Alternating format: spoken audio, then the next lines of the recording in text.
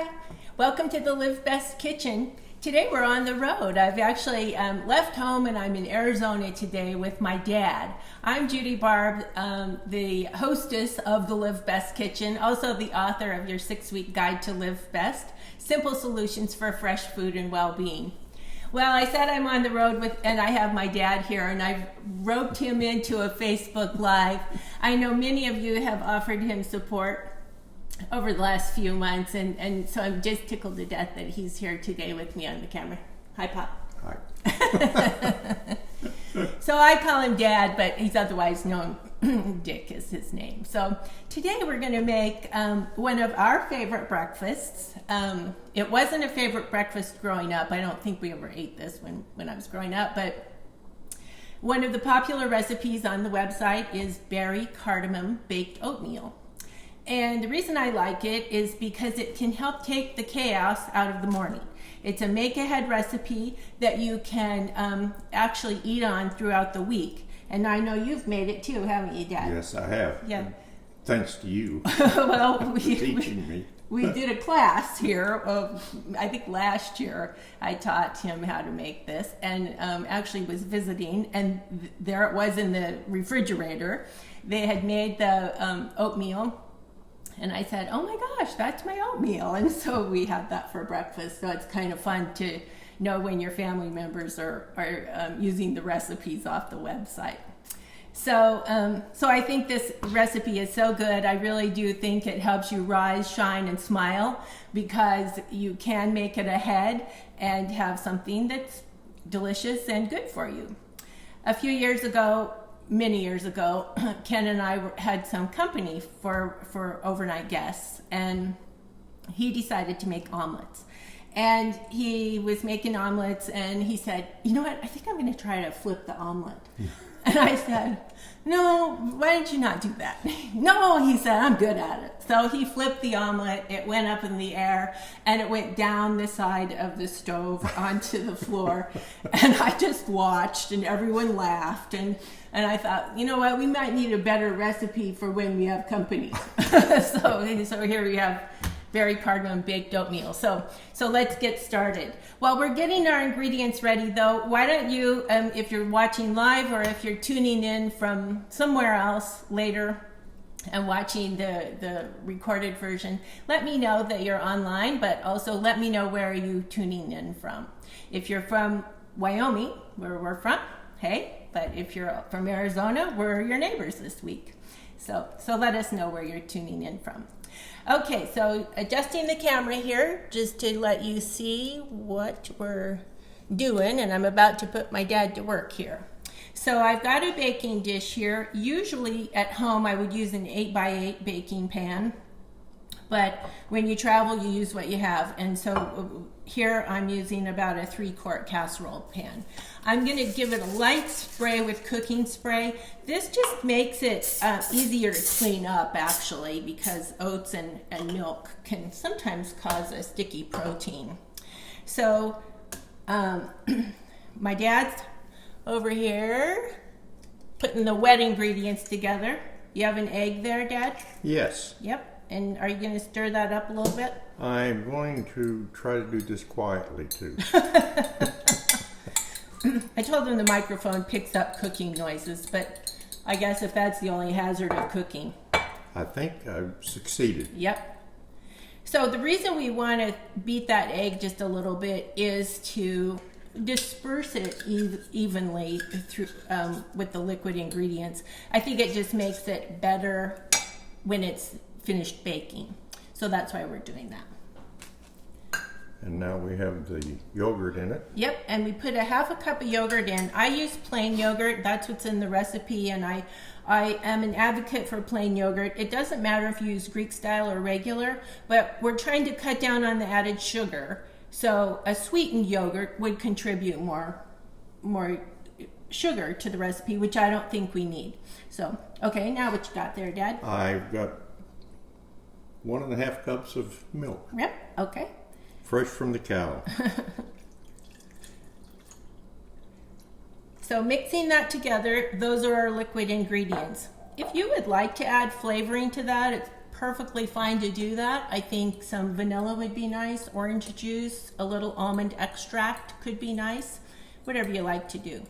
So he's just mixing that together, and while he's doing that, I'm going to assemble the dry ingredients, which I'm starting with 1.5 cups of steel cut oats. I like steel cut because they're a little bit hardier, and actually, well, they're a little chewier too, but because these are so coarse, they take longer to digest. So this helps you feel full longer. And so that's why I like to use steel cut. You could use old-fashioned rolled oats if you'd like, and that would be fine too. What I probably wouldn't recommend are the instant oats, just because they're just quicker to digest. So with the recipes we do at Live Best, I'm trying to get more fiber and higher protein. I want recipes that give you more bang for your buck with foods that move you forward. And steel cut oats help you do that. Okay, so 1.5 cups of steel cut oats, and I'm also putting in 1/2 cup of chopped walnuts. And then I'm going to add some of the flavoring, which is 2 tablespoons of ground flax seeds. And I use ground flax seeds because those are digestible. The flax coating on a whole flax seed isn't digestible. And so you're not going to get the benefit of the healthy fats that the flaxseed gives. So this is in a Ziploc bag, but that's because I mixed this at home before I came. I've got 2 tablespoons of flaxseed, a teaspoon of cinnamon, 1/2 teaspoon of cardamom, and just a dash of salt. And there we have it. So I'm going to just mix this together, toss it together, literally. Toss it together, and I'm going to put the fruit on top. So what I like about this, even though the recipe is berry cardamom, you could use just about any kind of fruit you want. My dad is a big fan of cherries, so today we're using cherries. That's my favorite cherry. You like that? We're also using blueberries, and I'm using frozen fruit here. But I've made this recipe with mango, fresh or frozen. I know you make it a lot with dried fruits, don't you? Yes, we do. Yeah, and what kind of fruits do you use with the dried? We used mango, apricots, prunes, raisins, cherries. Dried cranberries, I think you've used. Dried cranberry. Yeah, and I've used dried coconut before. Yeah. Sliced bananas. I mean, really anything you like works here. So that's another beauty of this.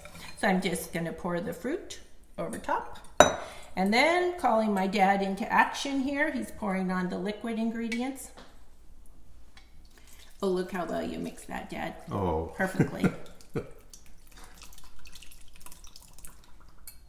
I might get an Oscar for I this. think you might. If not that, a chef's toque.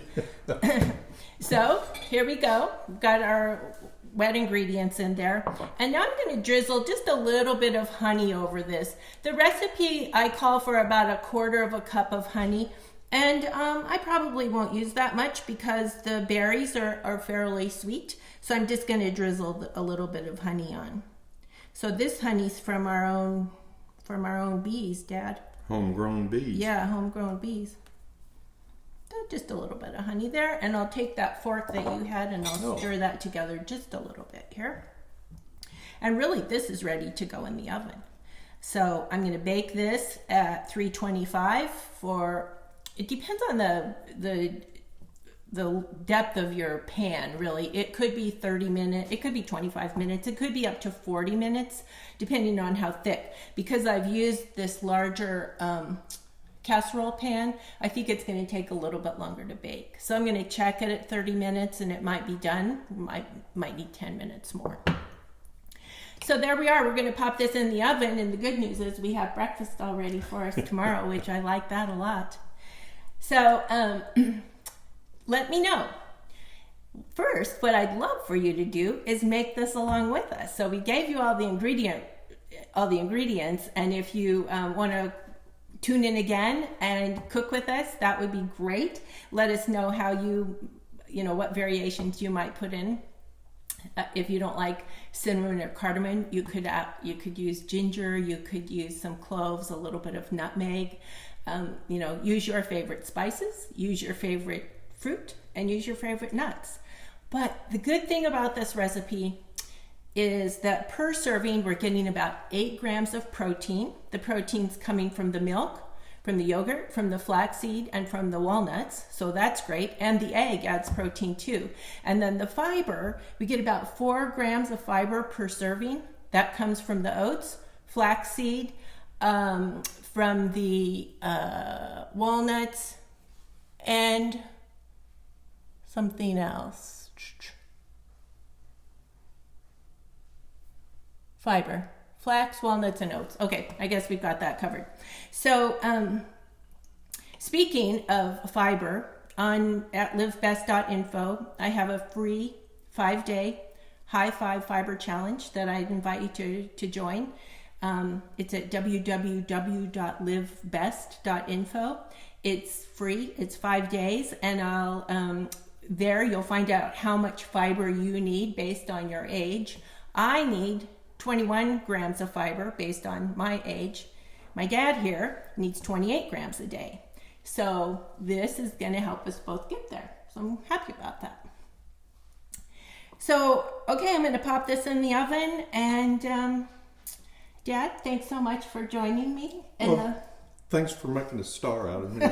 in the Live Best kitchen. Thanks for all your good wishes for my dad. As you can see, he's feeling good. He said he feels better than he has in a long time, and he very much appreciated all the good wishes and sentiments that people sent toward him. That I have. Yeah. So thanks for stopping by, and I'll look forward to seeing you next time. Bye-bye.